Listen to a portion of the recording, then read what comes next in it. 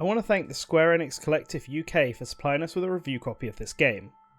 The Turing Test is the latest Switch title from the Square-Enix Collective, a publisher designed to help indie studios get recognition. Originally released on Steam back in 2016, this first-person puzzle title has made its way onto Nintendo's handheld, but amongst the countless Switch titles released on the store, it's time to test if this one is really worth your attention.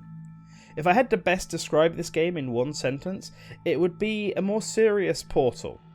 It's clearly for the same kind of structure as that game, a first-person puzzle title where you go through various chambers, each with its own puzzle where players have to make use of the game's main mechanic, lifting up the 3 orbs of power and transferring them to the right location at the right time.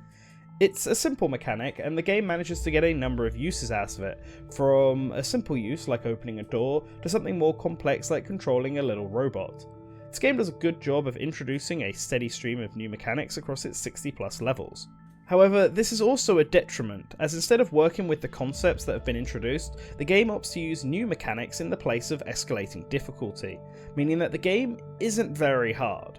Only a handful of puzzles, mostly secret ones, had me scratching my head. So it falls onto the presentation and story to pick up the slack, and presentation wise it's not very memorable. Like I mentioned before, the game is similar in style to Portal, except it aims to look more realistic, which ultimately prevents it from staying in my mind. Then it doesn't help when almost every puzzle is the same lab test room aesthetic, only differentiated by the occasional palette change. The game also chugs in certain areas, and the loading times can get a little obnoxious. You can tell the Switch is doing all it can to keep the game running. So that leaves the story, and I see what it is trying to do. Its central theme is, can an AI truly develop emotions like that of a human? It is commenting on a future where AI who can't feel, don't understand human emotion, and just follow orders as told by their creators. Except, maybe given enough time, an AI can truly develop attachments, jealousy, hatred, etc. Now, an AI and a human need to work together to save their comrades, but is that really what is going on here? I don't want to spoil the game. Although I figured out some of the twists early on just from environmental clues, but I will give the story credit where it's due. There are a few really cool set pieces and one really good twist that left me very impressed. I do feel like the game is very heavy-handed with some of its messaging though, as it really tries to drill into the philosophical question of, can AI feel emotion and should we treat them like machines or people?